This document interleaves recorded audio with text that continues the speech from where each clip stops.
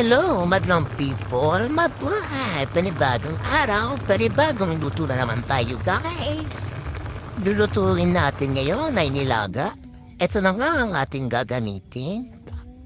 Bumili pala ako ng pata dyan, guys.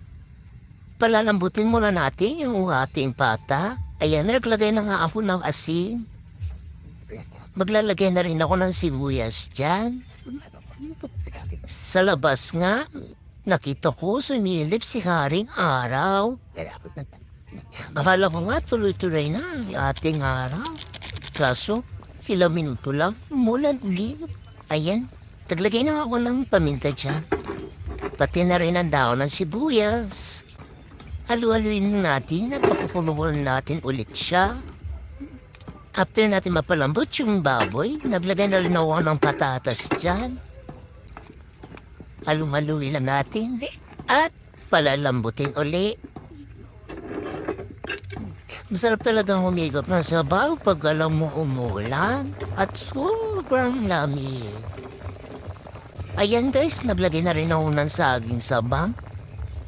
Kaya madlang people, iyayin mo na ang iyong pamilya or ang iyong mga kaibigan na magluto.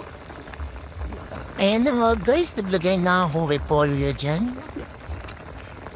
Grabe, umuulan na naman sa labas.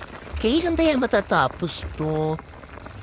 Ayan na nga guys, pakuluin lang natin uli hanggang sa maluto na. Kung nagustuhan mo ang ating video ngayon, baka pwede mo namang i-like at share. At kung hindi ka pa followers, huwag mong kalimutang i-follow para lagi kang updated sa ating bagong video. Ay na nga guys, luto na ang ating nilaga. Naku, for sure, mapapa-extra-rice naman ako nito. Sira talaga diet.